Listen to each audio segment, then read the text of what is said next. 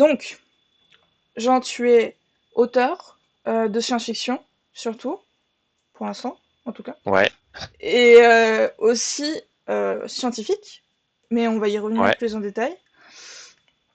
Euh, tu, tu as ton dernier livre, La couleur du froid, qui est sorti le 17 mai aux éditions Critiques, et aussi ton deuxième livre qui est sorti en poche chez Pocket Imaginaire le 16 mai, donc qui oui, s'appelle Cité d'Ivoire. exactement. Et tu as écrit un troisième livre, enfin ton premier livre qui était Le Chant des glaces, qui est paru pareil chez Critique, puis en poche chez Pocket. Bah, c'est tout bon. Voilà. Donc disponible dans toutes les librairies. Euh, qu'est-ce, qu'est-ce qui t'a amené à écrire? Euh... Ah oui, on démarre Ouais, on démarre. direct par une question. Qu'est-ce qui m'a amené à écrire? Eh ben, bah, c'était je pense, vers 2010, 2011, 2012. Donc ça fait 12 ans maintenant. En fait, j'étais en thèse justement en glaciologie à Grenoble et, euh, et je faisais pas mal de jeux de rôle à l'époque et aussi du JDR sur forum. Donc ça existe plus, hein, je pense, hein. Enfin, il y a peut-être encore deux, trois quarantenaires qui font ça, mais en fait, du coup, on passait beaucoup de temps à écrire sur ces trucs-là. On racontait les histoires de nos personnages, machin, on écrivait tout ça. Et puis ensuite, j'ai écrit un premier scénario de jeu de rôle Ok. pour le faire jouer. Et petit à petit, ça m'a bien plu. Et j'ai commencé à écrire un peu plus. Et puis à un moment, je me suis lancé sur imaginer deux personnes, deux gars paumés au front d'un gigantesque glacier, un truc hors norme et dans une tempête et tout, au bord de l'océan déchaîné, enfin, pire condition. Et ça m'a bien plu. Et j'ai recommencé le soir d'après, etc. Et puis petit à petit, ça m'a donné finalement un jour un premier chapitre. Et je me suis dit, ça c'est pas mal, faudrait que je continue. Et voilà. Donc ça a commencé par ça, mais aussi parce que j'avais découvert pas longtemps avant La Horde du Contrevent, Ok. voilà, d'Alain Damasio, qui est, moi, m'a clairement donné, je pense, envie d'écrire. Parce que voilà, c'est un récit qui m'a beaucoup marqué, on aura sûrement l'occasion d'en reparler dans cette interview. Oui. Oui, dans pas très longtemps, même. Et oui. Euh, T'as parlé des jeux de rôle sur forum, c'est-à-dire c'était vous écriviez des histoires des personnages et par alternance, chacun votre tour, vous écriviez les actions? Ouais, c'était ça. Non, c'était alors j'en ai fait un paquet à l'époque. C'était parce que c'était vraiment ça, hein, l'activité JDR. Enfin, en ligne, c'était les Royaumes Renaissants. J'ai passé des années là-dessus. Et tu jouais un personnage. Moi, c'était dans le duché du Bourbonnais-Auvergne. Donc, enfin, on est en 1400 et des brouettes. Non, ça, c'est voilà. Et et ouais, et du coup, en fait, on avait le jeu, l'interface web pour jouer. On se connectait tous les jours. Des trucs basiques, genre, tu vas nourrir son personnage et tout ça, trouver un boulot, etc. Mais ça allait vachement plus loin aussi. Tu pouvais rentrer en politique pour être élu au sein du duché. Enfin, il y avait des trucs vraiment fun. Et en fait, tout le lore, tout le côté RP, il venait des forums qui accompagnaient ça, qui au début étaient des petits forums indépendants créés par les joueurs, et puis finalement ça a tellement bien marché que les créateurs du jeu ont à l'époque même tout regroupé sous un énorme forum. Et voilà, et puis ouais, du coup on racontait, on narrait ce que faisait notre personnage, et puis on échangeait avec les autres joueurs et les autres joueuses, et puis bah en se déconnectant, après eux répondaient, le lendemain ils avaient répondu, et puis on continuait quoi. Mais petit à petit ça faisait des sacrés pavés, hein, Non mais je pense des que pages et des pages. c'était pour être sûr, mais ça existe toujours sous une autre forme. Mais sur Ah ouais? Discord, il y a encore plein de serveurs comme Ah ça. ouais? Ça, dans plein d'univers aussi. Enfin, Oui, moi, je suis rentrée sur Discord parce que j'avais un pote qui avait un serveur comme ça Star Wars. Il m'a ok, dit, tu viens sur Discord, tu viens sur mon serveur. Et c'est comme ça que je suis arrivée sur Discord. ok. Donc, Ah ouais, mais tu vois, Discord, moi je suis arrivé presque un peu tard sur Discord parce que enfin, disons que ça a démarré bien avant que je m'y mette. Donc comme ouais. je geek un peu, on s'y est mis avec les potes et tout, mais ouais, c'est vrai que du coup je découvre toutes les choses qu'on peut faire avec Discord. Voilà, ça fait un peu boomer de dire ça, je pense, mais c'est Non, chouette. t'inquiète. Il y a plein de gens qui comprennent pas comment ça fonctionne cet outil. Je te l'ai pas dit en off, pardon, et j'ai oublié, mais mes questions sont à un endroit, toi t'es à un autre endroit, et le retour est à un différent endroit, donc je te regarde pas tout le temps. Mais Ah, je suis ce que t'inquiète. tu dis. Ouais. Non, oui, je me disais pas que t'en avais rien à foutre de mes réponses. Donc ça va, t'inquiète. Très bien. Donc, t'as commencé comme ça à écrire, par le jeu de rôle, et finalement pour les histoires. Et pourquoi Ouais. tu t'es dit que ça allait se passer enfin, t'as mis deux gars dans un glacier, t'aurais pu les mettre dans l'Antarctique. Pourquoi tu es parti dans de la science-fiction, dans des univers imaginaires?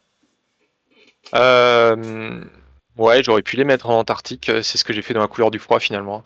Mais, euh, mais en fait, bah déjà parce que moi, j'ai quand même un passé de lecteur vraiment SF imaginaire de manière générale. Et moi, j'ai démarré avec les Asimov. Enfin, j'ai même démarré avant avec les Animorphs. Donc ça, c'était vraiment, c'était cinq gamins qui peuvent se, en gros, il y a 50 bouquins, hein, ils en ont sorti même, je crois, 55. Le premier, ça démarre sur Terre, une petite, enfin, un groupe de cinq gamins qui font la rencontre d'un extraterrestre qui arrive dans une soucoupe volante et qui leur dit que la Terre est contaminée par des créatures extraterrestres depuis déjà des années, et il leur donne le pouvoir de se transformer en animaux, à condition de toucher l'animal avant pour acquérir son ADN. Donc en fait, l'idée, elle est super chouette. Et c'est de la littérature ouais, jeunesse. Et du coup, moi, j'ai commencé avec ça et je lisais très peu avant et j'ai dévoré ces machins-là. Et du coup, j'ai démarré vraiment l'imaginaire avec ça. Et puis après, bah, je suis parti sur les grands classiques, Asimov, Dan Simmons, qui sont vraiment on va dire mes marqueurs. Et puis la Horde, évidemment. Et, Mhm. euh, et ça fait que j'avais envie de parler de froid parce que c'était mon domaine à ce moment-là. J'étais en thèse, j'avais fait mes études là-dedans. Mais j'avais envie de faire un pas de côté, quoi, pour quand même m'imaginer avec d'autres planètes, avec des trucs qui sont hors normes, quoi. Et pas rester cloîtré, en fait, dans les carcans dans les bornes scientifiques et dans les protocoles et tout ça, quoi. Je voulais avoir cette possibilité de sortir. Et si j'avais envie d'imaginer un glacier qui fait 25 km de large et que tu trouves ça presque nulle part, et ben c'était possible, quoi. Oui. Et puis une planète finalement entièrement glaciaire aussi, c'est pas Voilà. possible. Ouais. Si pour le coup ça existe, hein, Oui, mais mais il n'y a pas de vie dessus. non, voilà, ouais. Ouais. En tout cas, pas à notre connaissance, ouais. Oui, pas des humains en tout cas. Ouais, ouais, C'est surtout ça. complètement. Euh, Est-ce que dès le départ, tu t'es dit, enfin, est-ce que ça s'est fait naturellement? Est-ce que tu as mis directement de la science, parce que tu as beaucoup de science dans tes ouvrages, très techniques, euh, plus ou moins abordables, même si je pense que en général, on peut comprendre enfin, comprendre l'histoire sans comprendre forcément tous les procédés scientifiques qui sont décrits. Ouais, Est-ce que ouais. ça a été là dès le départ, ou est-ce que tu t'es dit que tu voulais en mettre plus ou moins, ou est-ce qu'au contraire, il y en avait peut-être plus avant et t'en as enlevé? Non, c'est resté à peu près comme ça. En fait, moi, j'avais vraiment envie de mettre de la science dedans parce que j'aime bien le côté SF, le côté science dans la SF et que c'est un truc qui me plaît. Alors, je sais aussi que j'ai été très déstabilisé hein, en lisant certains trucs, bah, genre Kim Stanley Robinson, la trilogie martienne. J'ai commencé Mars la Rouge, je suis jamais arrivé au bout parce que j'étais trop perdu dedans. Mais je trouvais ça super intéressant et pour autant sur la majorité des ouvrages SF que j'ai lus, même quand ça flirtait avec la hard SF, ça me gênait pas comprendre certains aspects scientifiques. Du moment que j'étais pris dans l'histoire en fait, je me dis et c'est arrivé même dans le problème à trois corps. Hein. Il y a certaines explications qui sont quand même vraiment perchées. Enfin, faut aller les comprendre. Il y a des trucs, je suis passé à côté. Et en fait, pour moi, ça nuit pas à l'immersion et à l'histoire. Donc, donc je me suis dit, bah oui, finalement, mettons-en. Ceux qui ont envie de s'éclater avec ça, et moi le premier, du coup, on peut s'éclater avec ça. Et puis bah si par contre des gens n'accrochent pas, eh ben faut qu'ils puissent passer outre. Mais par contre, l'idée quand même, ça c'est venu. Je pense qu'au tout début ça y était pas. Quand j'ai sur les premières moutures du Chant des Glaces, parce qu'il a été faut quand même sacrément retravaillé ce livre.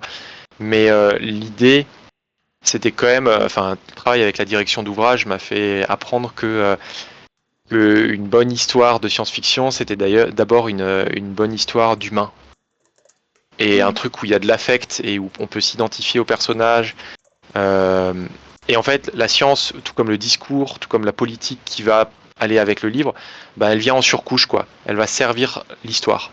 Mais, mais il faut pas que ton truc tourne juste autour de la question scientifique parce que sinon t'as pas d'histoire, t'as pas d'affect et t'embarques pas les gens, quoi. Ouais. Oui, enfin, il faut qu'il y ait de l'humain. Bah complètement. Enfin, de l'humain sans que ce soit forcément des êtres humains, mais en tout cas des sentiments humains et de l'empathie, que le lecteur développe une certaine empathie. Ouais, c'était Damasio qui disait ça, ça m'a marqué et je l'ai souvent repris. Il disait à un moment, il a dit beaucoup de choses, hein, mais dans une interview, à un moment, il disait que lui, quand il écrivait, dans chaque paragraphe ou chaque section, il s'assurait qu'il y ait de l'affect, du percept et du concept. Donc qu'il y ait à la fois des sentiments, des choses comme ça, qu'il y ait un décorum qui soit sympa, qui soit visuellement attractif, et qu'il y ait aussi du concept, donc que ce soit pas là pour rien en fait, tu vois. Mm. Que ça fasse avancer la trigue, que ça amène du discours, que ça amène une réflexion, faut que ce soit utile. Et du coup, moi, je me suis toujours dit en relisant mes paragraphes, est-ce que ce truc-là, il contient bien tout ça? Et ça, c'est un travail que j'ai fait vraiment de manière très rigoureuse dans la couleur du froid encore plus, où vraiment, je me suis identifié morceau personnage par personnage à chaque narration. Est-ce qu'on a bien tous ces éléments? Parce que pour moi, s'il y en a un qui manque, euh, ça va pas. Ok. Ah oui, donc est-ce que bah du coup tu utilises ces principes pour écrire. Est-ce que tu as développé une autre méthode d'écriture? Est-ce que par exemple t'es plus architecte ou jardinier? Je sais pas si tu connais la théorie. Ouais, eh ben, je l'ai découverte aux Imaginales lors de ma première table ronde où on m'a demandé, où on m'a dit qu'il y avait ça. J'ai fait ah bon, je savais pas. Mais voilà, très bon exemple. Je pense que du coup, pour ramener à cette définition-là, sur le champ des glaces, j'étais beaucoup plus jardinier parce que je suis parti comme ça. Mais en fait, finalement, assez vite quand même, je me suis dit, il me faut un plan. En fait, j'ai envie de savoir où je vais, j'ai envie de savoir comment est mon univers. Est-ce que mes planètes, elles ont une vitesse de rotation similaire à la Terre, ou est-ce que c'est plus ou moins que ça? Donc, je me suis éclaté en fait à créer aussi cet univers. Euh, et, et en fait, pour moi, c'est devenu quelque chose de nécessaire. Pas Ok. forcément d'une manière absolue, je veux dire d'être architecte. Dans Cité d'Ivoire ou dans La couleur du froid, j'ai démarré l'écriture alors que j'avais à peu près on va dire la moitié de l'intrigue bien découpée, tu vois, où je Ouais. savais mes personnages, ils démarraient là, ils arrivaient là, tu vois. Et la suite, je voyais à peu près, j'avais des idées de manière générale, mais c'était pas trop découpé. Mais par contre, avant de démarrer cette deuxième partie, j'ai fait un break. Et je me suis dit, ok, à partir de maintenant, il faut que je développe tout jusqu'à la fin. Et du coup, dans chaque petit morceau de narration, dans mon plan, j'ai ces trois choses, percept, affect, concept. Tu vois.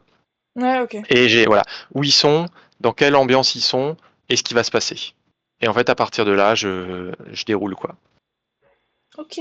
Et par rapport, enfin, du coup, tu fais un vrai travail de world building, enfin, notamment, je suppose, pour le champ des glaces, la couleur du froid un peu moins, vu que c'est. Dans la couleur du froid, c'était un gros, comment dire, un gros world building en termes de, de science. Oui. Parce que voilà, tu vois, ça va très très loin dans la science et dans ce que ça raconte et dans tout cet univers scientifique. Et là, j'avais besoin d'énormément de documentation à la fois. Et puis du coup, de vraiment de faire un truc qui se tienne, parce que je me suis dit, j'ai envie d'aller là, mais il faut que ce soit cohérent en fait, tout ça. Et ça m'a demandé beaucoup d'allers-retours. Et sur la partie scientifique de la couleur du froid, j'ai repris mes notes la dernière fois. J'ai 35 pages à 4. Tu vois, et c'est en mode comme un petit mémoire, quoi. Chapitre 1, chapitre 2, chapitre 3, machin, et puis les détails. Donc là, c'était plus sur l'aspect scientifique. Par contre, ouais, sur le champ des glaces, le world building était vraiment classique, hein, comme on peut l'imaginer. Mon univers, il est comme ça, ma planète, elle est comme ça. J'ai dessiné des cartes. Je me suis dit, voilà, il y a ces trucs-là, il y a ces points d'intérêt. Je me suis même dit, il faut que, en gros, mon chapitre 1, il est dans cette zone, chapitre 2 là, chapitre 3 par là. Et j'ai vraiment redessiné après tout un parcours comme ça, quoi. Et est-ce que, euh, est-ce que tu aurais envie de partager ce codex en quelque sorte? Il y en Le a qui codex de... partagent des univers. Ah, ouais, ouais, c'est un truc que je pourrais faire carrément. Euh, Sur la couleur du froid, ça serait pas possible, je pense, parce que il y a forcément des trucs que j'ai mis qui sont auxquels j'ai pensé mais qui ont jamais été mis sur le bouquin. Donc je sais pas si un jour je fais d'autres bouquins sur le même thème et je vais Mm. réutiliser des idées très certainement. Ouais, Mais mais carrément, moi de manière générale, moi je serais ravi de pouvoir partager ou retravailler ou même en fait faire du transmédia adapté le Chant des Glaces en JDR, en univers JDR, ça c'est intéressant. en ouais, et en plus pour le coup, avant tu parlais de Star Wars, moi Ouais. je suis sur une table de JDR de Star Wars aussi depuis 5-6 ans maintenant, même 6-7 ans. Et, euh, et la dernière fois, le MJ nous avait fait une scène qui était qui s'apparentait mais de ouf au Chant des Glaces quoi. Et j'étais refait. Du début à la fin, on était dans cette ambiance là quoi. Planète glaciaire et tout, avec des vaisseaux de l'Empire et trucs, s'infiltrer dans la base, voler des trucs, repartir, ouais, c'était vraiment trop bien. Mais du coup, oui, j'adorerais que ce soit adapté, partagé, étendu. Mais après, c'est vrai que c'est vraiment du boulot. Mm. Et du Ouais, coup, c'est ben, c'est aussi un truc que, tu vois, là, j'ai passé, enfin, voilà, des centaines d'heures sur ce roman et sur cet univers. Là, il faudrait que j'ai un gros projet pour le développer, pour aller plus loin, quoi. Soit un projet de roman, soit un projet d'adaptation, soit un truc. Je sais pas si j'aurai le courage, vraiment pour le loisir, de me ouais, replancher dans cet univers. oui, je vois. Je fais une interlude technique. J'ai oublié de changer le Vas-y. titre du live. Et va y avoir un écho une demi-seconde. Non, il n'y a pas d'écho, c'est formidable. Mais je vais changer le titre de live quand même. Alors, euh, hop, interview.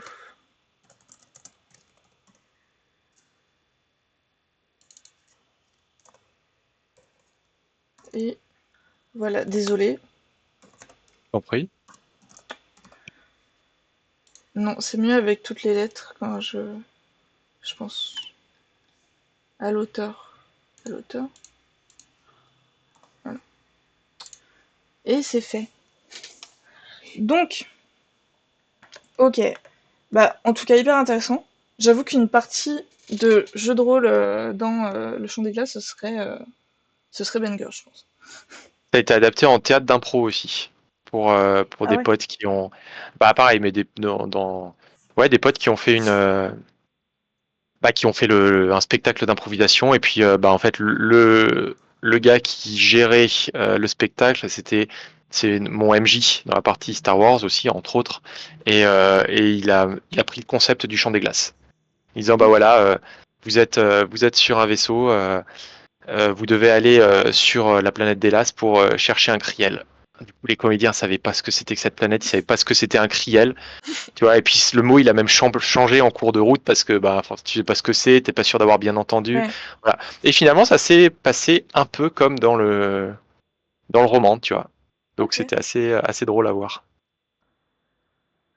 Euh, je reviens un peu du coup sur tes inspirations. Tu as parlé de la Horde du Contrevent qui t'a marqué. Est-ce, qu'est-ce qui va te marquer, enfin, dans un livre ou ça peut être un autre média, ça peut être un film. Qu'est-ce que tu vas retenir un peu de ce média? Euh, alors sur les bouquins, la qualité littéraire, la plume, quoi. Et disons que un roman où je suis pas pris par la plume, je vais avoir du mal à m'y attacher et à m'y accrocher. Voilà. Là, je suis en train de lire un truc où je suis pas plus fan que ça et je sais pas si je vais arriver jusqu'au bout. Alors que, tu vois, typiquement, tu lis du Tolkien, tu lis du Dan Simmons, les traductions, elles sont incroyables et la qualité, elle est vraiment au rendez-vous. Tu prends vraiment du Oui. plaisir à lire ce truc-là. Euh, je sais plus ce que j'ai lu la dernière fois, c'était vraiment trop bien aussi. Ah bah oui, c'était de la non-fiction, enfin c'était les naufrages du Wagger, mais bon bref, le Ah oui. principe est le même.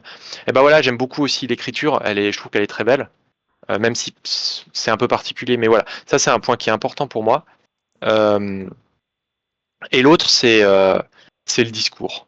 Moi je suis hyper attaché à ça. J'ai besoin que vraiment que ça raconte quelque chose quoi. Tu vois moi la zone du dehors, bah je l'ai lu et Et niveau histoire, c'est pas très nouveau. C'est du 1984 projeté en 2084. Euh, il y a plein de trucs à redire, je trouve, dans ce livre sur l'histoire et tout. Mais n'empêche que le discours, il est dingue. Politiquement, je trouve ça super intéressant. Et du coup, moi, c'est ça aussi, et plus la plume de Damasio qui est dingue. Et ben tout ça, moi, ça m'a fait rester et lire ce bouquin jusqu'au bout, quoi. Ouais, ok. Donc Oui, ça, donc ouais, c'est quelque chose qui compte pour moi, ouais. quand tu dis le discours, l'histoire, c'est vraiment le discours qui va être derrière l'œuvre, pas simplement le Ouais, récit. oui, je pense en termes de film. Euh, alors moi, j'ai pas une culture de ouf en termes de films, donc je connais les films que j'ai vus, je connais pas forcément les autres. Mais la dernière fois, suite à la lecture de la BD de Xavier Dolo, l'histoire de la science-fiction, Mhm. avec ma copine, on avait décidé de se refaire les films. Il suggère les films en fait, vraiment marqueurs de la Ok, SF, et on a vu Bienvenue à Gattaca. ok. Je connais Et deux noms. il est vieux, hein, et puis c'est avec Jude Law, avec Uma Thurman, mais jeune. Euh, et en fait, dans ce film, en soi, l'histoire, elle est pas si ouf. Tu vois, c'est un gamin qui rêve de faire partie d'une élite pour aller coloniser Saturne, je sais plus quelle autre planète. Sauf que sauf que dans l'école qui forme les gens, l'école qui s'appelle Gattaca, ils ne sélectionnent que des gens qui sont euh, génétiquement parfaits dans une société où l'eugénisme est devenu la norme. Et en fait, tu peux concevoir ton enfant avec tous les paramètres que tu veux. Et ce gamin qui rêve d'aller dans l'espace, eh ben, ses parents l'ont conçu de manière naturelle, sans avoir recours à l'eugénisme. Et du coup, il est Ah, bourré de défauts, mais son rêve, c'est de faire ça, quoi. Et on suit sa manière d'essayer de rejoindre cette école-là et d'intégrer Gattaca. Et peu une histoire qui est pas non plus forcément qui dépote pas, c'est pas un scénario très complexe, mais en fait, le discours derrière est super intéressant. Euh, et derrière, en plus là pour le coup, il y a un jeu qui est vraiment chouette, les musiques, la bande son, elle est dingue. Donc ça, c'est un truc que t'as en plus dans le film, le côté sonore. Mais je dis dans le film, mais c'est aussi un truc que tu retrouves quand je parle de qualité littéraire, qualité d'écriture. Pour moi, la sonorité d'une phrase, ça va être aussi hyper important. hmm. Oui, non, bien sûr. Ok, ok. Et bah, je te propose qu'on passe un peu sur la partie, sur ton autre métier, l'autre Ouais, partie de ta vie. ouais, Donc, tu es glaciologue. J'ai cherché ouais. une définition sur Larousse qui ne m'a pas convaincue. J'en ai pris une sur le Robert qui n'est pas beaucoup plus convaincante. C'est Ah ouais. spécialiste de la glaciologie. Ouais, ça m'étonne pas trop, ouais. Étude des glaciers, des terres glacées. Concrètement, un glaciologue, qu'est-ce que tu fais sur le terrain? Alors, en fait, glaciologue, ça m'étonne pas que ce soit un peu pas hyper clair parce qu'il y a plein de trucs. Euh, tu peux, tu peux être glaciologue et jamais sortir de ton bureau, faire de la théorie, tu vois. Tu peux étudier la mécanique de la glace à travers des équations, mécanique des fluides, mécanique des solides. En fait, c'est un milieu assez complexe. Donc, tu vois, la glace, ça s'écoule. Pourtant, ça s'écoule comme les glaciers s'écoulent. Pourtant, Mhm. ça se déforme, mais ça se casse aussi. Les crevasses, tout ça, c'est la glace qui se brise. Donc, en fait, tu peux représenter ça avec la mécanique de la physique linéaire élastique, donc mécanique de la rupture, avec la mécanique de l'endommagement, avec la mécanique des fluides. Donc, ouais, tu as plein de manières de travailler ça. Et tu peux faire ça sans sortir de ton bureau. Moi, mon directeur de thèse, il faisait pas spécialement de terrain. Il travaillait aussi plus en fracture, en tectonique, la fracturation des roches et tout ça. Mais voilà, c'est un moyen de faire de la glacio. Tu peux aussi passer ton temps sur le terrain, aller te promener sur les glaciers pour faire des relevés de précipitation, d'ablation, donc mesurer en gros voilà, la fonte ou l'accumulation de neige, mesurer l'épaisseur de ton glacier, la largeur, mesurer la profondeur du socle rocheux, mesurer de quoi ta glace est constituée. Est-ce que ça va être tel type de grain, tel type ou tel autre type de grain. Tu peux faire de la glaciologie en parlant davantage des précipitations de neige. Ouais. Sous différents régimes de température et de pression, tu peux avoir des flocons qui sont d'une forme ou d'une autre. Ces flocons, ils vont être plus ou moins propices à des comportements de type avalanche. Donc tu peux aussi travailler en station de ski, faire de la glaciologie. Tu peux faire de la glaciologie chez les fabricants de canons à neige, tu vois, pour Ok. la neige de culture. Oui. Ouais, vraiment plein de trucs. Et évidemment, tu peux aussi faire de la glacio depuis en étudiant des données satellites. Donc Ok. en faisant de l'analyse de terrain, mais depuis ton ordinateur, quoi. Donc ça couvre vraiment tout un tas de champs disciplinaires, mais aussi de domaines, parce que tu vois, je parlais des glaciers, il y a la neige, il y a le permafrost, donc c'est ce sol qui est gelé en permanence, il y a les calottes polaires, il y a la banquise, voilà, et puis il y a toutes les glaces qu'il y a aussi sur d'autres planètes, Mars, Oui. voilà, qui sont à d'autres conditions physico-chimiques, et du coup, voilà, Et tu fais de la glaciologie aussi, tu peux lier ça à d'autres domaines. C'est un métier qui est aussi beaucoup en lien avec l'océanographie, surtout actuellement, parce que les calottes polaires, elles sont en lien avec l'océan, donc là, il y a des choses qui se passent. Et puis bah, aussi l'atmosphère, évidemment, et le climat de manière plus générale, parce qu'en fait, ces glaces, elles contiennent aussi... euh, c'est des marqueurs géologiques, en fait, c'est des marqueurs du paléoclimatique, c'est des marqueurs du passé. On sait que les flocons de neige se sont formés à des conditions de température qui étaient telles il y a X millions d'années et qu'on va les retrouver là dans la glace. Donc en fait, en allant forer dans les glaciers, dans les calottes polaires, on va remonter à ces vieilles glaces qui vont nous Mhm. permettre d'en apprendre plus sur le climat passé. Oui. Voilà. Donc là, il y a vraiment plein de choses à faire en termes de glaciologie, mais il y a aussi beaucoup de vulgarisation. Moi, c'est beaucoup ça que je fais en ce moment. D'ailleurs, c'est principalement de la vulgarisation. Depuis quelques années, moi, je produis plus tellement de sciences, dans le sens où j'ai travaillé un peu en recherche après ma thèse, mais ensuite, j'ai pas continué en labo de recherche au sens dur. Moi, maintenant, je fais énormément de vulgarisation scientifique, que ce soit sur mon blog, où je publie voilà, des articles Oui. scientifiques récents. J'accompagne aussi des groupes en Antarctique au Groenland, j'ai fait de la vulgarisation, je travaille aussi en entreprise maintenant. Voilà, donc c'est aussi tout un autre champ qui s'ouvre de plus en plus parce qu'on a besoin de vulgarisateurs et de médiateurs scientifiques dans ce domaine. J'ai mis le Réponse lien. hyper complexe, hein. Ouais. Non, mais c'est bien, ça montre aussi de la complexité du métier parce que, enfin, finalement, mais ça, je le savais quand j'allais taper la définition, mais la définition des métiers est souvent très pauvre. Ouais, ouais. Mais que ce soit la glaciologie, comme plein de métiers scientifiques ou pas, et finalement, on effleure la surface en disant, on regroupe tout sous une même étiquette. Et Mmh, puis on dit bah ok donc tu fais ça et puis après il y a un imaginaire collectif qui vient se mettre et on se dit ah et bah qui prend le relais, ouais. qui prend le relais et qui va surenchérir sur cette étiquette d'une certaine manière. Ouais, tout à Donc fait. c'est bien c'est intéressant que tu décrives toutes ces différentes enfin toutes ces différentes branches un peu Ouais. de la glaciologie. J'ai mis ton blog dans le chat Ah, cool. et il sera enfin j'ai mis aussi le lien plutôt des animorphes de sur Wikipédia.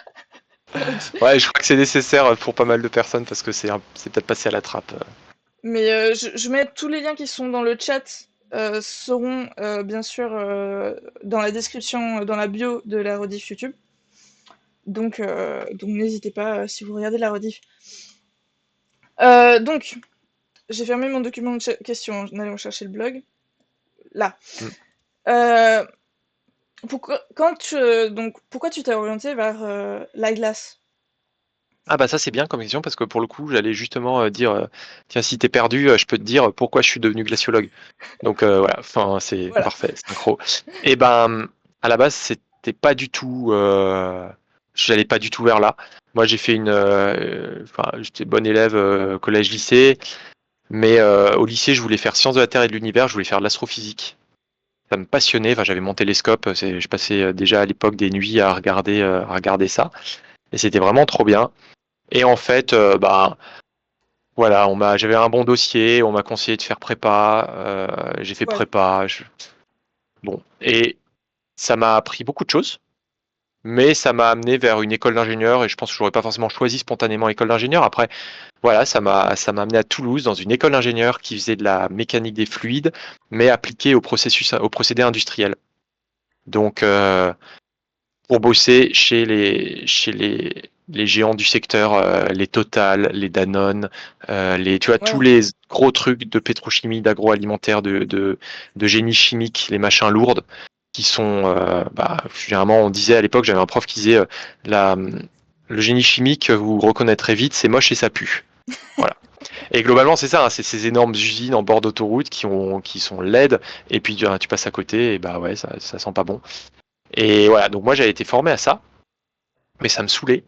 Et du coup, comme j'avais fait vraiment de la mécanique des fluides un peu plus poussée en troisième année, enfin du coup en niveau ingénieur, quoi, et ben j'ai fait une année de chômage. J'avais pas envie de bosser ailleurs. J'ai tenté de retravailler un petit peu dans le spatial parce que ça me plaisait bien, mais il y avait rien. Et du coup, c'était en 2008-2009, donc c'était un moment, c'était la crise des subprimes, et puis c'était l'effondrement là pendant quelques mois du marché du travail. Donc moi j'ai débarqué juste à ce moment-là, évidemment. Ouais. Et, et du coup, en cherchant, en envoyant des lettres de motifs pas du tout motivées, j'ai découvert qu'il y avait des gens qui faisaient des hivernages en Antarctique. Et je faisais pas mal de montagnes à l'époque. Je me suis dit, mais ça a l'air trop bien ce truc. Et du coup, j'ai regardé un peu quels étaient les labos qui organisaient ça, quels étaient les projets scientifiques. J'ai vu que ça pouvait matcher, mais c'était pas sûr. Et en fait, je me suis rapproché d'un des labos. J'ai candidaté, j'ai pas été pris. Je me suis rapproché d'un des labos qui s'occupait du recrutement. C'était le laboratoire de glaciologie de Grenoble à l'époque. Et je leur ai dit, bah voilà, moi j'aimerais bien faire ça. Est-ce que je peux venir vous voir, vous rencontrer, discuter avec vous? Donc vraiment au culot. Et du coup, j'y suis allé, j'ai pris quelques jours. Je suis allé à Grenoble, j'ai fait ça, j'ai rencontré les gens. Et j'ai découvert qu'en gros, il fallait que je refasse un master 2. Parce que ma formation était bien, mais enfin, Oui, elle était j'étais pas dans pas. le milieu, voilà. Et finalement, comme il y a beaucoup de demandes, bah, ils disent sans dire que c'est du piston, mais en fait c'est juste qu'ils ont beaucoup de demandes. Dans le labo, ils ont des gens qui sont spécialistes du domaine, en qui ils ont confiance pour partir un an en Antarctique. Bah, naturellement, ils se tournent vers ces gens-là quand ils ont le choix, tu vois. Oui. C'est- Donc je me suis dit, bon allez, bah bingo. Donc j'ai refait un Master 2 à Grenoble, océan, atmosphère, hydrologie et climat. Et, et puis après, j'ai fait mon stage directement dans ce labo-là. Et à la fin de mon stage, ils m'ont proposé effectivement soit d'aller hiverner en Antarctique à la station Concordia, voilà, qu'on mentionne dans la couleur du froid d'ailleurs, soit partir en thèse, continuer en thèse avec l'équipe dans laquelle j'avais fait le stage. Et à ce moment-là, je me suis dit, ben, en fait, le stage m'a vraiment plu, cette équipe, elle est cool. Ça me fait une thèse, finalement un job de 3 ans. C'est cool, t'es payé, t'es étudiant, t'as un peu tous les bénéfices de partout, et puis on te laisse bosser tranquille sur un sujet où t'es le seul vraiment à bosser dessus au monde, tu vois, et ça c'est hyper Ouais. gratifiant. Et du coup, bah, je suis parti là-dessus, et voilà, c'est comme ça que c'est venu. Ok. Ok, bah, c'est un parcours un peu. C'était pas prévu en tout cas. C'était pas prévu, non. Non, et finalement, j'ai pas pu hiverner, parce que pour hiverner, ça c'est bon, si jamais il y a des gens qui nous suivent et qui s'intéressent à ça, sachez que si vous voulez hiverner, il faut sur les programmes scientifiques, c'est l'Institut Paul-Émile Victor qui gère ça en France, et il faut avoir moins de 28 ans révolus. Parce Ah que bon? c'est des contrats c'était à l'époque c'était des volontariats civils à l'aide technique ou des volontariats, voilà, des trucs comme ça. Et du coup c'est un statut un peu particulier. Je sais pas si ça a changé, mais je crois qu'il faut toujours être plutôt jeune. Mais c'est une expérience. Enfin, de tous les collègues qui ont fait ça, déjà aller en Antarctique c'est oufissime. Alors hiverner c'est une expérience, je pense, qui est exceptionnelle. Flavax demande c'était quoi le sujet de ta thèse? Le sujet de ma thèse, c'était interaction calotte polaire-océan, modélisation des mécanismes de fonte et de vélage d'iceberg au front des glaciers émissaires. Je m'en souviens, hein. Waouh! Donc le vélage d'iceberg, c'est simplement l'iceberg qui se casse, quoi. C'est comme pour les veaux, on utilise le même terme, c'est le vélage. Voilà. Pour des vaches et Ouais, pour des ok. icebergs, c'est pareil. Et ouais, donc l'idée moi j'ai travaillé vraiment sur les glaciers du Groenland et de l'Antarctique. Et l'idée c'était en fait, on sait que ces glaciers ils contribuent énormément, les calottes polaires vont contribuer énormément à l'augmentation du niveau de la mer.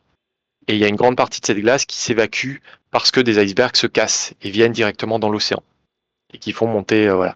Mm. Et le truc, c'est que on avait du mal à l'époque, le GIEC, c'était en 2000, le rapport de 2007, forcément. Ils avaient du mal à estimer la contribution de ces calottes polaires parce qu'il y avait beaucoup de mécanismes qui n'étaient pas très connus. Comment fonctionnent les glaciers au niveau du front? Comment est-ce que l'eau et l'océan va rogner la glace? Qu'est-ce qui va dominer? Enfin voilà, c'était. Et du coup, il y avait besoin de travaux pour mieux comprendre ça. Et ma thèse, ça consistait à ça. Donc améliorer des modèles numériques, notamment sur ces petits points-là, pour ensuite extrapoler ces données à l'échelle de la calotte. Ok. Bah écoute, Et ça a fait des découvertes, pas mon travail directement, évidemment, hein, je n'aurais pas cet orgueil, mais en fait, c'était à cette époque, il y a eu plusieurs travaux de recherche auxquels j'ai très modestement contribué, mais qui ont amené justement à se poser toutes les questions qu'on a actuellement sur l'instabilité de l'Antarctique, notamment. On parle du fameux glacier de l'Apocalypse, du Great Glacier en Antarctique de l'Ouest. On sait qu'on a toute une zone qui est un peu sensible à cause de la forme du socle rocheux, à cause de l'écoulement de la glace, et que toute cette zone-là pourrait se déstabiliser et s'effondrer et entraîner très rapidement une hausse du niveau de la mer qui doublerait ou triplerait les projections du GIEC actuellement. Et voilà, c'est dans ces années 2005-2010 qu'on a commencé à comprendre que l'Antarctique pouvait être lié, pouvait générer ce genre de phénomène. Et donc en fait finalement c'est quelque chose d'assez récent, tu vois. ouais. On parle beaucoup changement climatique ces derniers temps, mais là, ces travaux-là, ils ont démarré il y a 20 ans, quoi, à peine. Donc c'est récent, quoi. Je pensais pas que c'était si récent. Ouais, l'article de référence, c'est un article de Christian Schouff qui date de 2009. Tu vois, donc c'est même et qui le Ah oui. premier, c'était même pas un glaciologue, c'est un mathématicien, le gars, et qui a dit attention, la glace, ça s'écoule comme ça, et on sait que voilà que si les socles rocheux ont cette forme-là, et ben potentiellement il pourrait y avoir un problème. Comment est le socle rocheux en Antarctique? On ne le sait pas encore forcément trop. Et donc en fait tout ça, ça a lancé tout un tas de projets de surveillance aérienne, des projets qui ont été menés par la NASA, par les labos européens. Ça a vraiment fait un très très gros travail scientifique, plusieurs équipes, des centaines de chercheurs, pour amener à ces conclusions-là, quoi. Donc c'est long, mais voilà, ça a fait des découvertes, mine de rien, assez dingues, quoi. Ok. Bah, en tout cas, pour nos auditeurs, n'hésitez pas à aller sur ton blog pour plus Ouais, d'articles, plus de vulga. Je te propose de clore un peu la partie enfin purement sur ton travail scientifique, par l'extrait ouais, de l'extrait thèse, scientifique, l'extrait scientifique. carrément. Euh, L'extrait science-fictif, on va dire plutôt, hein, les, plus que les- scientifique. Mais oui, mais un ah peu non, scientifique. quoique non, parce que dans ce morceau-là, non, non, On est non, scientifique c'est là. purement scientifique, ouais. Ouais, c'est bon. Vous pouvez Donc rester. on est dans le champ des glaces. Peut-être juste faire un petit speech du champ des Vas-y. glaces. Euh, on est sur la planète glaciaire d'Hélas, surtout sur cette planète-là. Et on suit un duo, Bliss et Fairley, comment tu le prononces? Parlez, Fairley? parlez, ouais. Et donc Bliss et Fairley qui doivent miner du kriel. Donc ce mot qui est drop depuis le début de l'interview, vous vous dites qu'est-ce que Ah oui, c'est c'est que le vrai. kriel? Quelle est C'est vrai cette... qu'on l'a même pas défini. On l'a pas défini parce qu'on a commencé la conversation avant le live, donc on est d'affreuses Oui, c'est personnes. vrai. Donc le kriel, c'est un autre type de glace en quelque sorte. C'est un autre. Ouais, ouais, C'est c'est un morceau de glace, oui, qui s'est façonné d'une manière un peu spécifique et qui du coup a la propriété d'émettre vraiment du froid. Donc on est déjà un peu dans les questions de la thermodynamique là, oui, et du coup qui a des utilisations technologiques assez dingues évidemment comme on peut l'imaginer quoi. et notamment les processus de refroidissement. Ouais, Donc là, donc c'est du space opéra, on peut dire. Planète Opéra je crois, mais Planète ouais opéra. c'est Bah ouais c'est planète opéra, mais en même temps vu qu'on n'est pas que sur une planète, c'est un peu space opéra. ouais. Et donc ça a l'utilité pour les vaisseaux spatiaux. Est-ce que ça pourrait servir pour nos ordinateurs à nous? Refroidir les... Des super ordinateurs, ouais, il y a moyen, hein, des clusters des clusters numériques, des data centers, très certainement. Le refroidissement de centrales nucléaires, je sais pas, il y aurait moyen de trouver, hein. Oui, j'en doute pas. Faudrait quelques pages pour l'expliquer, mais ça se fait, je pense. Faudrait juste trouver du kriel finalement. Ouais, il manque le crial, ouais. Ouais. Donc bon. Donc Bliss et Verlet sont envoyés pour une mission particulière. Ils doivent trouver un kriel parfait. Et on leur ajoute deux autres personnes à ce duo. Donc Noxey, qui est un apprenti chanteur et, euh, et donc qui est un peu leur ami, et Jenna, qui est une scientifique exilée, Mm. euh, et qui va amener du coup, c'est elle qui vraiment qui amène la science dans le roman, Ouais. qui est On toute peut la dire que théorie. le terme de chanteur, il vient parce que parce qu'en fait, eux, ils ont l'habitude sur cette planète de chercher le criel en prospectant, mais au son en fait. Ils écoutent, ils tapent avec le piolet, ils reconnaissent les notes, la fréquence, ils reconnaissent la résonance et tout ça, et du coup, on a fini par les appeler des chanteurs, quoi. Mm. Et Jenna est pas trop d'accord avec cette méthode. Mm. C'est ce qu'on va voir dans l'extrait. Ouais, c'est une scientifique pure souche. Ouais. Bah, celle des bureaux, Ouais. justement. Hein? Celle des bureaux que tu décrivais tout à l'heure. Exactement, ouais. Ouais, ouais. C'est mon ancien directeur de thèse. Alors, elle reposa son piolet et vint s'asseoir à nos côtés. Comprenons-nous bien. La glace qu'on voit tout autour de nous, qu'elle soit bleue, blanche, avec ou sans bulles, chargée de débris ou non, provient des précipitations. Elle n'est rien d'autre qu'un amas de grains de neige qui se sont compactés sous l'effet du tassement et des conditions externes. Ce processus de transformation est appelé métamorphisme.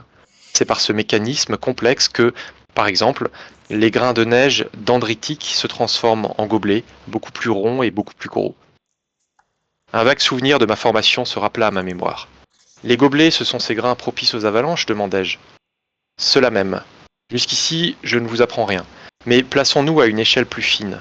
Si on s'enfonce encore plus profondément dans le détail, on constate que les grains, pris individuellement, possèdent tous une structure cristallographique particulière qu'on appelle hexagonale. Elle saisit une nouvelle fois son piolet et entreprit de graver dans la glace un hexagone légèrement aplati, comme s'il était vu depuis son profil, puis marqua d'un grattement de la pioche la position des 6 molécules d'eau aux angles de la figure. De chacune d'elles, elle dessina ensuite une ligne droite perpendiculaire au plan de l'hexagone, dont elle reproduisit la forme à leur extrémité. Nous distinguions à présent clairement deux structures gravées, parallèles l'une au-dessus de l'autre. Voilà, petit extrait. Petit extrait. Donc, ça conclut la partie science pure, entre guillemets. Ouais. Et alors, ton micro a recommencé à grésiller à fond. Ah mince, c'est bon? Euh, Non, ça grésille toujours à fond? un peu moins, Ok, il faut que j'arrête de bouger. je sais pas. C'est parce que Peut-être. j'ai bougé peut-être. Peut-être tu t'es retourné pour prendre le livre. Non, j'ai juste tendu le bras. Ouais, je sais pas. Il était à portée. Ça grésille toujours là? C'est pas trop gênant. Bon, moi, c'est pas trop gênant pour le live, Ok, donc. Bon, bah, c'est bon. bon. Tu me C'est diras c'est- sinon. c'est gênant comme pour mes oreilles, donc c'est pas grave, c'est pas enregistré. Bon, ça va. Euh, donc, moi, ce que j'ai relevé un peu donc dans le champ des glaces et la couleur du froid, c'est, enfin, si je devais qualifier ton écriture avec trois mots, ce serait donc la science qu'on a vue précédemment, la poésie aussi. Je trouve qu'il y a une Ouais, poésie. Waouh. Désolé, grésillement. ouais, désolé. Est-ce que tu peux rebouger ton fil? Juste Ouais, pour. je peux essayer. Reparle? Ouais, Bon, c'est mieux. c'est pas grave. Donc la poésie, poésie par différents aspects. Il y a une poésie dans la langue, il y a la musicalité qui va venir. Enfin, la poésie et l'art en général.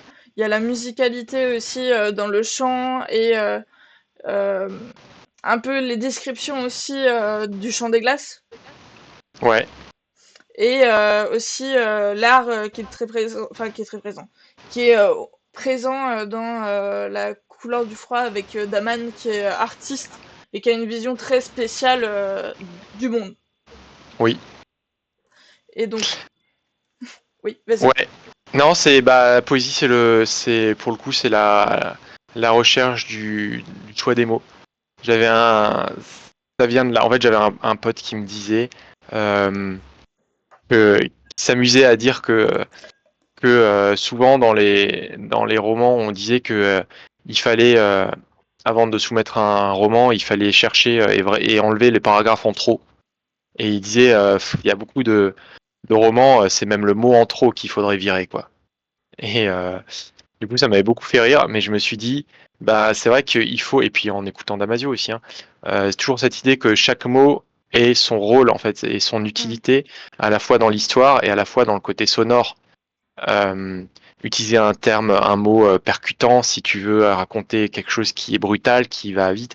Euh, c'est pas de moi, hein, clairement, mais utiliser des sons plus mous, plus souples si tu veux raconter quelque chose de fluide, tu vois. Et du coup, ça, je pense, que c'est aussi de là que vient le côté un peu poésie Mm. du texte. En fait, dans ton procédé, t'as un peu la... C'est un peu comme si t'appliquais le fusil de Tchekhov, mais au sein même de la création de... Tu vois ce que c'est le C'est fusil de quoi? Tchekhov? Non, c'est quoi le fusil de Tchekhov? Le fusil Tu de l'as vu à Tchekhov... ma tête? Quoi? Tu as vu à ma tête que je savais pas du tout ce que c'était? Oui, j'ai Non, mais en vu. vrai, on m'en a déjà parlé, mais je le resitue pas du tout. C'est...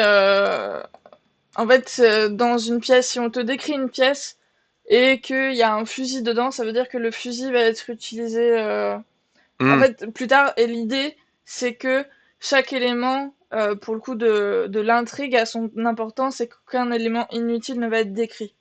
ouais. Et donc, enfin, toi, le parallèle que je voulais Ouais. faire, c'était que aussi, toi, même dans le langage, tu vas chercher enfin, le mot le plus juste.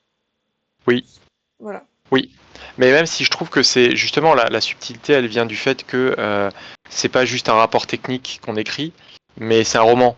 Et du coup, dans quelle mesure des petites choses qui sont pas nécessaires à l'intrigue, sont nécessaires à l'immersion, sont nécessaires à tout ça. Si tu décris une pièce en mettant uniquement des choses qui servent à l'intrigue, euh, tu passes quand Oui, même à côté d'un truc, tu vois. non, bien sûr. Euh, et, et c'est comme pour, je pense que c'est comme pour les phrases et comme pour les mots. Si tu fais à chaque fois la recherche du mot qui a le truc parfait à cet endroit-là, alors déjà ça va prendre 3 ans. Et puis je pense que ça devient indigeste parce que Mm. ça devient trop lourd, ça devient trop. Je pense qu'il y a des moments où dans la lecture, euh, c'est un truc que j'ai peut-être un peu plus mis en place dans Cité d'Ivoire et puis dans La couleur du froid surtout. C'est trouver des moments de relâche où tu peux écrire de manière un peu plus souple, un peu plus instinctive, euh, un peu plus facile, où en fait tu peux poser un peu ton cerveau sur la lecture pour te plonger dans l'immersion, et d'autres moments où tu vois qu'il y a un travail fait sur les mots, parce qu'à cet endroit-là, ça va servir le propos. Mm. Donc je pense que c'est Ouais, important, mais dans une juste mesure, tu vois. non, bien sûr. Non, je comprends ce que tu veux dire. Et tu lis La Horde du Contrevent. Il y a des moments hyper techniques, il y a des moments où on est vraiment sur le chaque mot, chaque syllabe, chaque lettre presque est calculée pour qu'elle soit à ce moment-là. Et il y en a d'autres, notamment vers la fin, où tu as des passages beaucoup plus longs, où en fait il n'y a pas spécialement d'effort, en tout cas moi je ne l'ai pas perçu, d'effort sur le choix de ces mots-là. Où c'est plus un truc, on te raconte un peu plus une histoire, quoi. Oui, je vois ce que tu veux dire. Et je pense que c'est important aussi, ouais. Enfin bon, en tout cas, il y a une grande poésie, je trouve, enfin, au moins dans les deux ouvrages que j'ai lus. Cité d'Ivoire, Ouais, faudrait que je m'y mette. Le troisième point que j'ai relevé et que je trouve qu'il n'y a pas dans tous les romans, et ça revient à ce que tu as dit tout à l'heure, c'est l'humain. Il y a beaucoup, ouais, je trouve, enfin, il y a beaucoup d'humanité dans les romans, aussi bien en termes de sentiments qu'en termes de, enfin, par exemple, dans La couleur du froid, à chaque fois, il y a une certaine parité, enfin au moins dans les deux romans, et il y a une certaine, enfin il y a une représentativité. Il y a pas de jugement. Ce que je trouve, ok. Ouais, c'est vraiment, on juge l'humain pour l'humain, enfin dans le sens, ses émotions, ses sentiments, son caractère, mais sans prendre en compte le reste. Alors ouais. que enfin, dans La couleur du froid, il y a beaucoup ben, tel personnage est indien, tel personnage est argentin, tel personnage est Oui. iranien, enfin, Mm. Euh, oui, oui, il y a beaucoup de choses là-dedans. En fait, c'est vrai que alors sur la parité, petite, petit truc. Au début, dans le Champ des Glaces, il y avait que des gars dans la première version. Et Et donc là, je salue le travail de ma directrice d'ouvrage, Rafa Gandini, qui m'a qui m'a dit dès le début. Alors le texte avait été accepté par critique et le premier retour qu'elle m'a fait, c'est alors bon concernant la parité. Alors soit il y a que 0,6% de femmes dans ton univers, pourquoi pas, mais à ce moment-là, faut le justifier. Ou alors faut changer des rôles quoi. Faut Ouais, féminiser des personnages. C'est ce que j'ai fait. Mais en fait, c'était très compliqué pour moi cette démarche parce que bah en fait, je l'avais écrit le chant des glaces, je me suis jamais posé ces questions-là. En plus, c'était il y a 15 ans, moi j'étais vraiment très peu au fait de ces questions de politique de manière générale et de questions des genres aussi et d'égalité et de parité. Et, et donc j'ai voulu faire un roman à un moment qui parlait aussi d'égalité. Et pourtant, j'étais complètement à la tuile sur ces questions-là. Donc, ouais, c'est venu beaucoup plus naturellement pour Cité d'Ivoire et la couleur du froid. Et maintenant, dans ce que j'écris, c'est spontané, tu vois, pour le coup. Euh, mais c'était un truc qui n'était pas facile au début. Et notamment, je me voyais pas comment écrire à la place. En plus, je fais de la narration à la première personne. Et comment écrire à la place à la place d'une femme. Est-ce que c'est différent? Est-ce que, enfin voilà. Et j'avais peur de taper complètement à côté. Et je pense que c'est aussi pour ça que, pour rejoindre la fin de ta remarque, je voulais partir sur un truc qui soit pas moralisateur, parce que je sais pas comment les gens vont prendre le récit. Je veux pas me mettre en donneur de leçons. Ça se voit, je crois, très particulièrement sur Cité d'Ivoire, mais l'idée c'est que je montre les choses dans mon roman. Je présente aussi des choses scientifiques, et après, bah en fait, je laisse aux gens le choix de se positionner par rapport à ça. Sachant que de base, en plus, mes héros sont pas tout noirs ou tout blancs. Ils sont eux-mêmes dans cette espèce de zone un peu floue. Et en fait, c'est ça qui les rend intéressants. Enfin, je veux dire, on est tous là-dedans. Euh, je veux dire, personne n'est irréprochable. Les vrais gros salopards, euh, bon, c'est toujours un peu compliqué. Mais je me persuade que, en fait, qu'ils le sont pas foncièrement et absolument. En fait, en tout cas, il y a des explications, il y a des raisons à tout ça.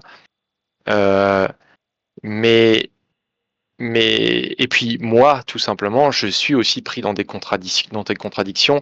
Je parle d'écologie dans mes romans, je fais de la vulgarisation sur le climat, je fais des conférences sur le climat. Et à côté de ça, j'accompagne aussi des voyages en Antarctique et au Groenland, avec des émissions carbone qui sont pas possibles. Donc en fait, je me vois mal comment faire la morale aux autres, sachant que moi-même, j'essaye juste de faire aussi au mieux dans ma situation et de concilier ce que j'aime, ce qu'il faudrait, ce qui me rapporte de l'argent pour pouvoir écrire, etc. Tu vois. Donc tout ça, je trouve, éminemment complexe, comme les vies d'un peu tout le monde. Et on est tous pris dans nos injonctions contradictoires. Et du coup, je voulais que mes personnages le soient aussi. Et ils le sont. Et qu'on puisse, du coup, de cette manière-là, s'assimiler à eux, quoi. ok. Ce qui fait aussi que c'est pour ça que pour le coup, je travaille aussi plus mes personnages, je pense, sur leur fond que sur leur forme. Moi, en Mm. fait, j'en ai rien à foutre qu'un personnage ait les cheveux courts, longs, roux, blonds, bleus. Enfin, à part pour des détails, des fois, voilà, il y en a. Effectivement, il y a un personnage dans la couleur du froid qui a, voilà, les cheveux d'une couleur particulière, mais et parce que ça sert l'intrigue, parce que ça raconte un petit quelque chose. Mais en vrai, ça m'est vraiment égal, et ça m'est aussi égal qu'il soit argentin, qu'il soit russe, qu'il soit, enfin, tu vois, je porte pas d'attention spécifique à ça. Je porte beaucoup plus d'attention à ce qu'ils sont à l'intérieur, quoi. Mm. Non, mais bah, ça se sent et c'est. Enfin, je trouve que c'est vraiment bien retranscrit. Parce que quand Bah merci. on. En fait, quand on. Enfin, moi, quand j'ai lu, en tout cas, je vais faire mon retour, je vais pas parler de manière générale. Quand j'ai lu, j'avais l'impression d'être face, oui, à des gens. Et enfin, je suis un peu comme toi. La personne, comment elle est, je m'en fous. Mm. C'est plus, c'est plus les émotions, ça va être, bah, du coup, ça peut être si une expression du visage, pour le coup, Oui, mais oui, ça, c'est pas, enfin, c'est physique dans le sens où c'est quelque chose qu'on voit, mais c'est pas le physique de la personne.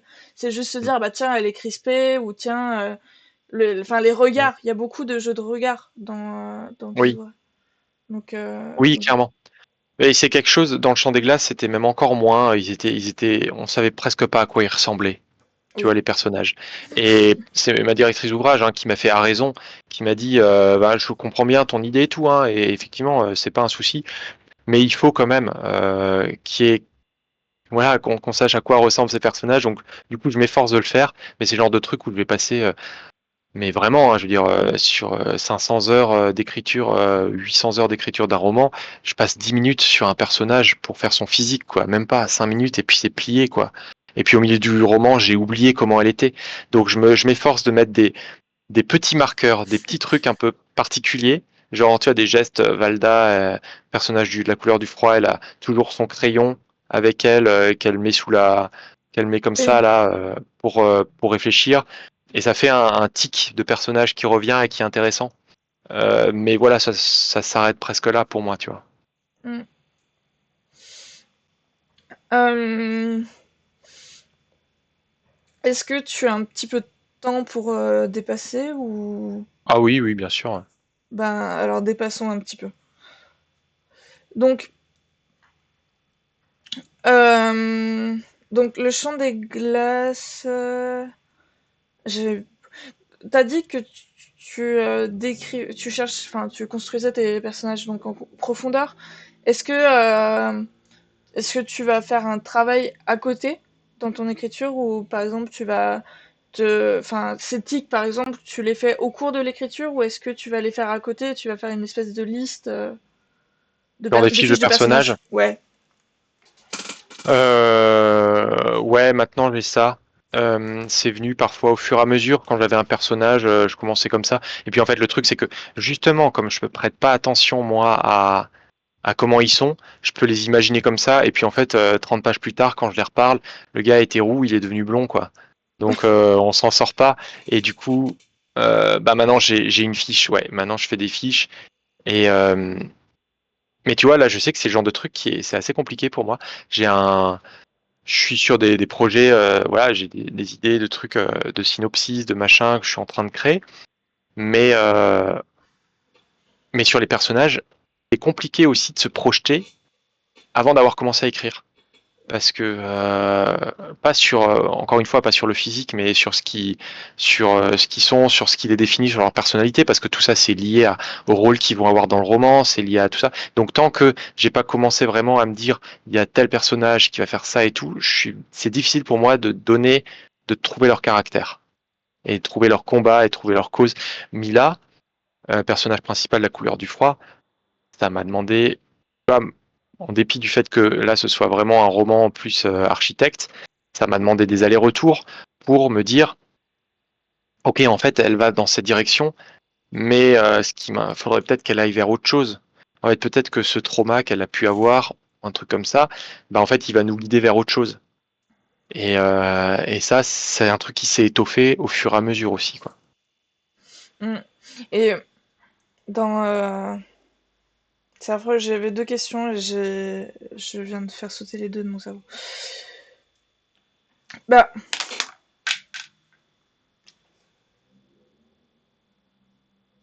ça va Je revenir peux plus tard. continuer sur les personnages, hein, Continue. Je... le temps que tu retrouves. Non, non, mais on va meubler. Non, non, mais en vrai, c'est là mes personnages, ils sont même. Je disais que mon intrigue, elle était définie partie par partie en fait. Voilà, si j'ai 4 parties dans le roman, je sais que euh, au niveau de l'intrigue, on en est là à la fin de la première partie, etc. Mais mes personnages aussi. Ils ont un cheminement en fait de pensée dans dans l'histoire. Ils évoluent en fait. J'aime beaucoup ça. Et du coup, je sais à l'avance qu'à la fin de telle partie, le personnage, il aura atteint ça comme cheminement.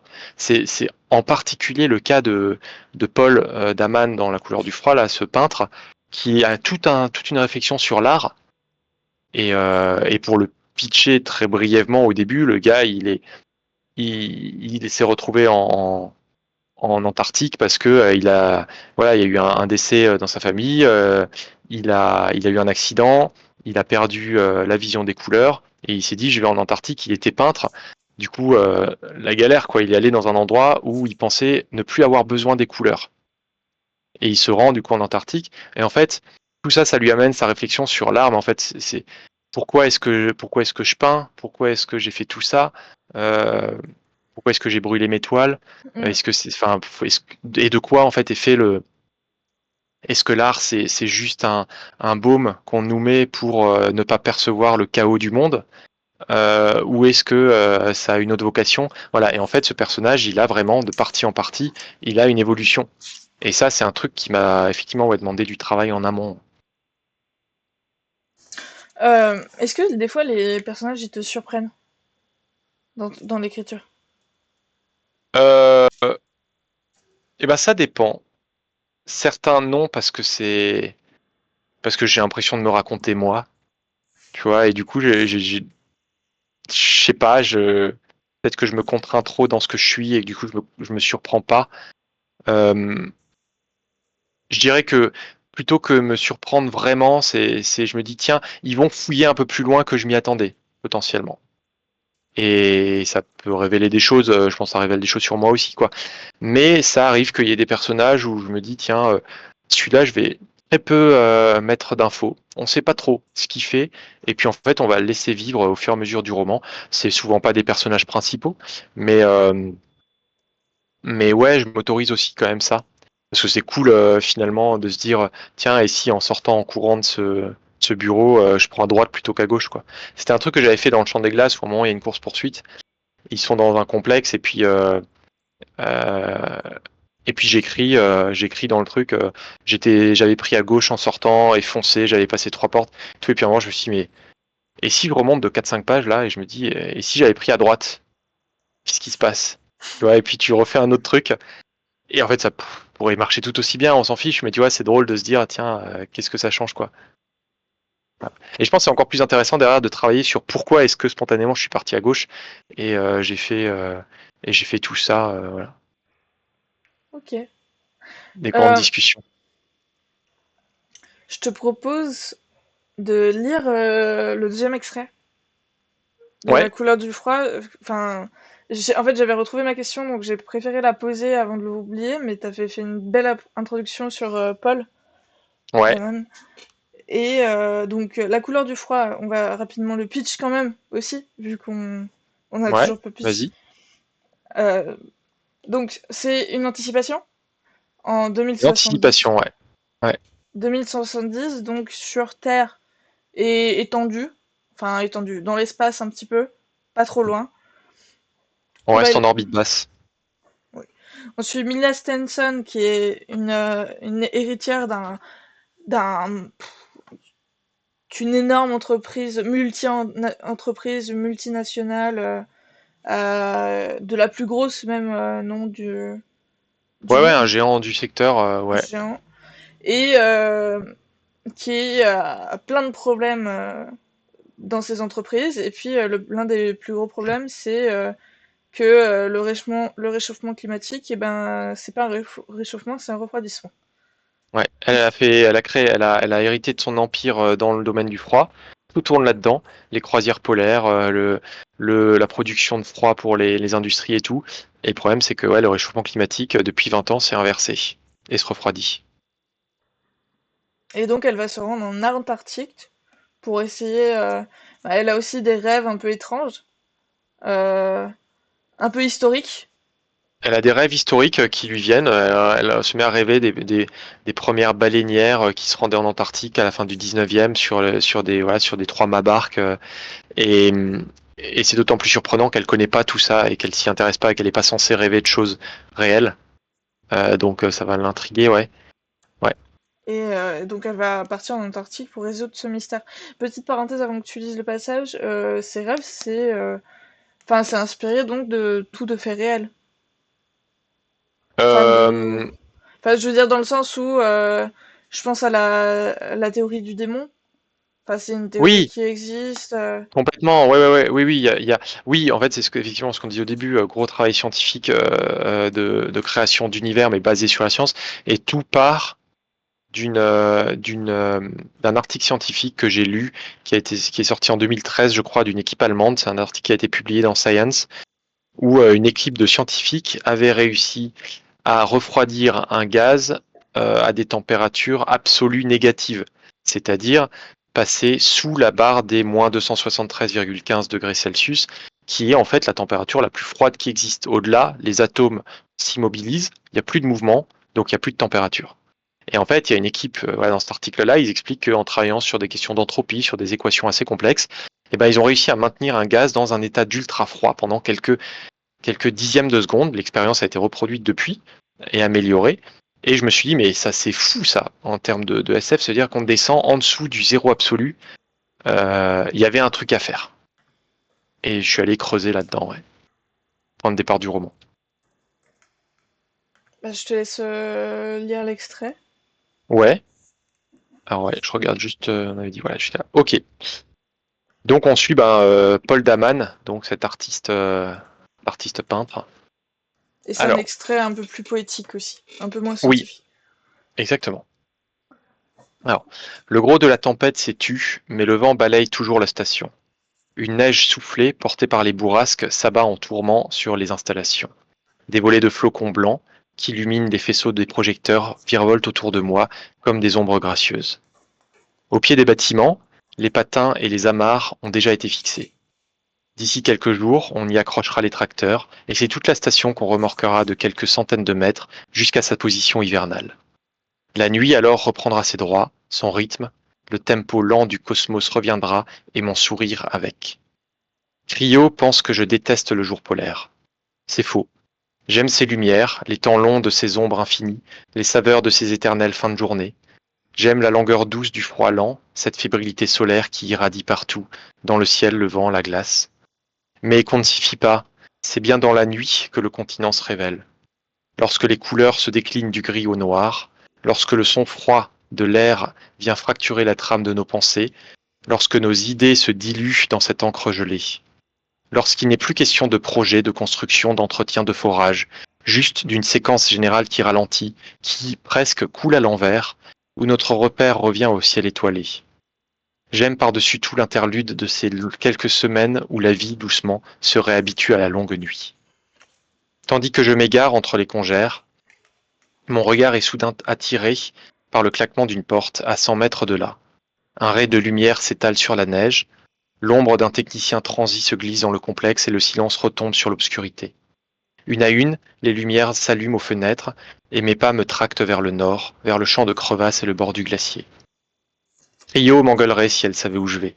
Elle me dirait que c'est trop dangereux d'y aller seule, que le coin est trop imprévisible. Mais elle ne comprend pas ce que je ressens. Elle ne comprend pas que je suis chez moi ici et qu'il ne peut rien m'arriver. D'ailleurs, je n'ai jamais cherché à lui expliquer vraiment tout ça, car pour ça, il faudrait rompre notre serment. Et même si après 4 ans de vie partagée, j'ai fini par suspecter certains de ses secrets, même si j'ai fini par comprendre qu'elle traîne un passé lourd comme une palette d'organes, même si j'ai capté que son énergie explosive, que son caractère cynique et que ses remarques caustiques renferment autre chose qu'une simple manière d'être, et que ça lui ferait sûrement du bien, comme à moi, de tout expulser, j'ai décidé de ne pas briser le serment. Pour elle comme pour moi, faut qu'il demeure malgré tout entre nous, dans cette intimité qui n'existe parfois plus, une fine tranche de secret. D'ailleurs, peut-être est-ce pour cette raison qu'elle n'a pas pris à sa juste mesure mes propos sur l'art tout à l'heure. Peut-être a-t-elle cru que je cherchais un prétexte. Ah, attends. Par... Euh, Pardon. Ouais, J'ai eu ça a coupé. ça a coupé. Ça a coupé. Ça a coupé dans la lecture de la couleur du froid. C'est terrible. Mais c'est terrible. Ça a coupé à d'ailleurs, peut-être est-ce pour cette Ah raison bah que au début du dis pas truc. rien. Ouais. Bah après, est-ce que tu veux qu'on reprenne ou est-ce que sinon on continue les Non, ça, questions? ouais, ça clôt bien à cet endroit-là. C'est vrai qu'on avait prévu d'aller plus loin, mais en arrivant sur une fine tranche de secret, je me suis dit que il y avait une rupture intéressante là. Bah on enlèvera la coupure au montage. Ouais, très bien, Comme ça, ça marche. Ok. comme ça, Bah ce sera maîtrisé finalement. mais exactement, ça sera tout prévu. Tout prévu. Donc, moi j'avais d'autres questions sur un autre thème. Parce que j'aime bien changer de thème après une lecture. Eh ben vas-y. Enfin, c'est pas d'autres questions. C'est revenir. Il y a bien sûr la question donc, du climat qui est très Ouais, présente.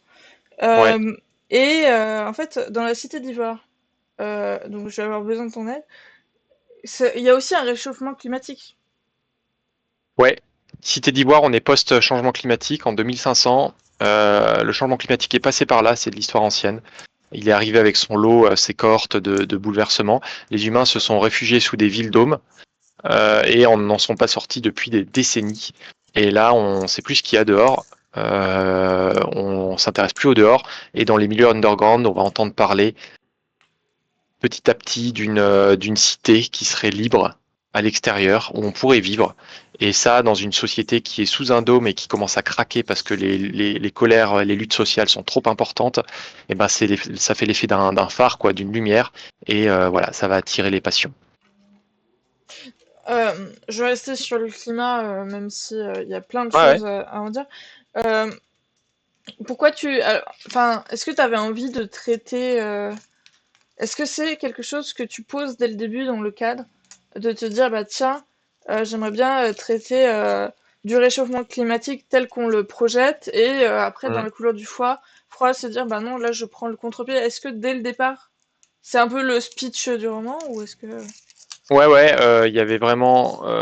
Ouais, le Chant des Glaces, c'était un peu à part parce qu'il a été écrit sans trop se soucier de ces questions-là au début. C'est pas du tout le cas pour Cité d'Ivoire et la couleur du froid. Cité d'Ivoire, ça se voulait clairement un récit à la fois où on parle de climat, des choses qui peuvent nous arriver, et on parle aussi de un récit qui se voulait plus politique, c'était assumé. Et là, on tombe justement dans le travers dont je te parlais tout à l'heure, c'est-à-dire que ça, normalement, ça doit pas être le fond de l'histoire, ça doit pas être ça en fait. Avant, d'abord tu crées ton histoire et ton aventure, et c'est ça qui doit primer Hmm. sur le discours. Et là, c'était l'inverse, en fait. J'avais ce truc-là, et donc ça a été un vrai travail de créer une histoire en mettant un petit peu de côté ce côté climat, machin, parce que je voulais en parler, je voulais en mettre des caisses. Et du coup, ça a été un effort de le mettre un peu de côté en me disant, laissons les gens être pris par l'histoire et ils découvriront la question du climat à l'intérieur. Mais c'était prévu, ouais, tout comme Couleur du froid, se voulait volontairement un peu moins questionnant par rapport au climat et par rapport à nos choix de société, même si ça l'est quand même clairement, hein, beaucoup, c'est venu petit à petit, mais ça se voulait plus être un contre-pied en disant, bah voilà, le climat se refroidit, un contre-pied pour mieux critiquer et mieux parler de la situation actuelle, quoi. Et aussi, finalement, ce qui revient. Alors, j'ai pas lu Cité d'Ivoire toujours, mais il me semble que ça y est. Dans les trois romans, là, c'est la limitation des ressources. Le problème. Enfin, dans Le Chant des Glaces, il y a le problème d'acheminement de l'eau. Ouais, Cité d'Ivoire, il me semble que c'est un des problèmes. ah bah ouais, ouais, parce qu'il n'y a plus de composants, il n'y a plus rien, ça craque, quoi. Voilà. Et donc, la couleur du froid, bon, c'est du coup, il manque du chaud, finalement. Bah c'est ça. Ouais, C'est, ouais, on s'est ouais. habitué à créer du froid, donc on sait plus faire de Mm. chaud. Bah Et parce donc, que ça questionne notre capacité à rebondir, en fait, à chaque ouais. fois. On se retrouve dans un élément perturbateur sur lequel on n'a pas prise. Moi, mes récits, c'est des types quelconques. Alors, pas tous quelconques, mais enfin, quelconques en termes de. C'est un petit humain de chair avec ses propres biais qui va être confronté à des trucs qui le dépassent, quoi. Qui le dépassent complètement. Dans le Champ des Glaces, bah, c'est cette intrigue qui est bien plus large que ces personnages-là. On le découvre Ouais. au fur et à mesure. Dans La couleur du froid, c'est bah, ce truc, ce changement climatique qui s'est inversé. Personne comprend pourquoi. Personne ne sait l'expliquer et on est pris là-dedans. Et puis, bah, Cité d'Ivoire, c'est ce système, en fait, dans lequel on est pris et sur lequel on n'a aucun levier. Et comment est-ce qu'on s'en sort en tant que petit humain, là, dans ce truc-là qui nous dépasse, quoi. Mm. Mais Mais je t'ai c'est... coupé dans ta question. Non, non, mais parce que t'as répondu exactement à ce que j'allais dire. Donc c'est Ah, parfait. Non, mais c'est bien parce que c'est des récits qui amènent à réfléchir. Enfin, c'est oui. à critiquer, pas critiquer dans le sens négatif, critiquer dans le sens de la recherche, ça peut être positif ou négatif, Mm, mais à prendre du recul sur la situation, sur les décisions, sur les comportements quotidiens ou plus exceptionnels. Et c'est vraiment intéressant de ce côté-là. mm. Ah, est-ce que c'est encore ma connexion qui est partie? Non, c'est pas la mienne. Lu et ça m'a beaucoup parlé. Et lui, Attends, il parle. tu as Ah été ouais, parce que j'ai redéconnecté. effleuré mon truc. Du coup, j'ai pas du tout entendu le début de ta phrase. Ouais, je disais que Nietzsche, pour parler de Nietzsche, parce que moi, il y a beaucoup de son travail dans mes romans. J'ai beaucoup lu ses écrits et tout. J'ai pas tout compris, mais je me suis quand même beaucoup documenté.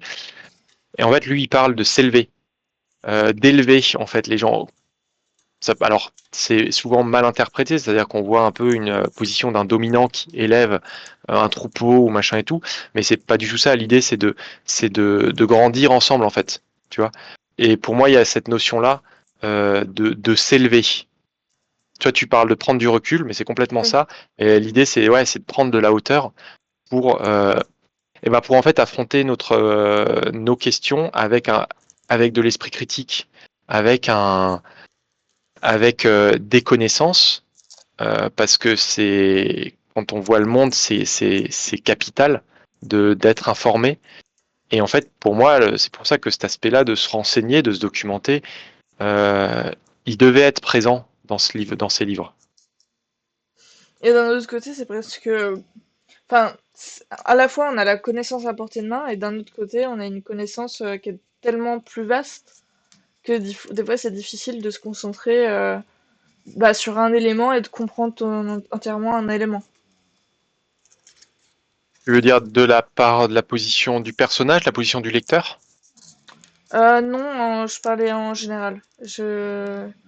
Ah oui, Dans eh le... ben oui, oui, non, mais oui, parce qu'en fait, c'est un travail titanesque, en fait, de se Se documenter documenter. quand on y pense, tu vois. Mais pour ça, pour moi, il y a un truc que je trouve désolant, qui a, qui n'a jamais vraiment été là ou qui a disparu. Mais à l'époque, moi, c'est tout bête, hein, on nous apprenait à l'école, on avait de l'enseignement civique, juridique et social, le CJS. C'était chiant comme la mort. On apprenait des trucs sur comment fonctionne la société, Oui, c'est quoi les droits, les devoirs, tout ça. Mais en fait, c'est capital ces trucs-là.